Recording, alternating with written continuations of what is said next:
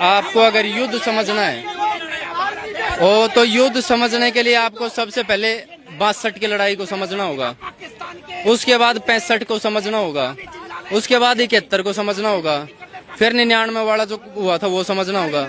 तो आपको पूरा का पूरा जो ये मसला ये समझ में आ जाएगा कि युद्ध किस प्रकार से होगा। युद्ध जब भी होता है तो सामने वाले को सबसे पहले जो एयर डिफेंस का जो भी मामला होगा, उनका जितने भी रनवेज होंगे जहां से उनके फाइटर जेट जो चलेंगे हमला करने के लिए, सबसे पहले उनको ध्वस्त किया जाता है। उसके तुरंत बाद थल सेना से अटैक होगा, उनके जितने भी बंदरगाह हैं उनको खत्म किया जाएगा।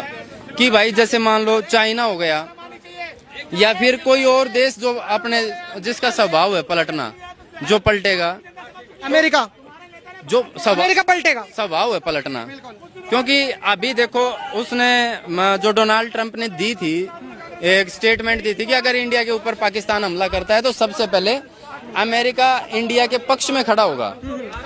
और इस दौरान अब जो उनके जो बोलने का तरीका है वो आप चेक करते जाओ, अब बिल्कुल थोड़ा थोड़ा मतलब अपने जो टारगेट है उससे फिसलते आ रहे हैं वो। मतलब जो अमेरिका है, डोनाल्ड ट्रंप, उनके बयान कुछ इस तरीके से आ रहे हैं कि पूरा पक्का नहीं लग रहा कि अमेरिका खड़ा है। नहीं, वो साथ देंगे नहीं, अमेरिका साथ नहीं देगा, नहीं देंगे। अच्छा, आपको आप अगर व्हाइट पेपर पे भी लिखवा लेंगे तब भी साथ नहीं देंगे, क्योंकि जैसे ही इंडिया के ऊपर थोड़ी सी भी हलचल होगी तो सबसे पहले रशिया बीच में आके खड़ा होगा, और जैसे ही रशिया बीच में आके खड़ा होगा तुरंत वहां से अमेरिका बैक स्टेप हो जाएगा।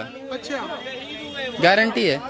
अच्छा, आपको लग रहा है कि पाकिस्तान के साथ चाइना आएगा क्योंकि टैरिफ वॉर वगैरह चल रहा है, भारत एक बहुत बड़ा मार्केट के रूप में जाना जाता है। लाइन पे नहीं आएगा, फ्रंट लाइन पे नहीं आएगा, बैक लाइन पे साथ देगा। ठीक वैसे ही होगा जैसे यूक्रेन का और रशिया का युद्ध हुआ, और यूक्रेन को कभी भी पैसों की और हथियारों की कमी नहीं पड़ी। ठीक वैसे ही पाकिस्तान के साथ चाइना आएगा, पाकिस्तान को हथियारों की और पैसों की कमी नहीं आएगी।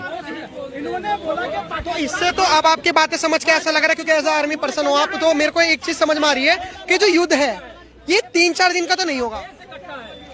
मैं आपको एक चीज बिल्कुल क्लियर कर देता हूँ, सबसे पहले छोटा अटैक होगा, सिंपल अटैक होगा, छोटा अटैक होगा, और एक पॉइंट को जो मेन पॉइंट है उसको निशाना बनाया जाएगा जहाँ पे जितनी या आतंकवादी गतिविधियां होती हैं, जहाँ पे हाफिज सईद जैसे लोगों का ठिकाना है, और जैसे ही उस पॉइंट को निशाना बनाया जाएगा और वहाँ पे कुछ जो जितने भी आतंकवादी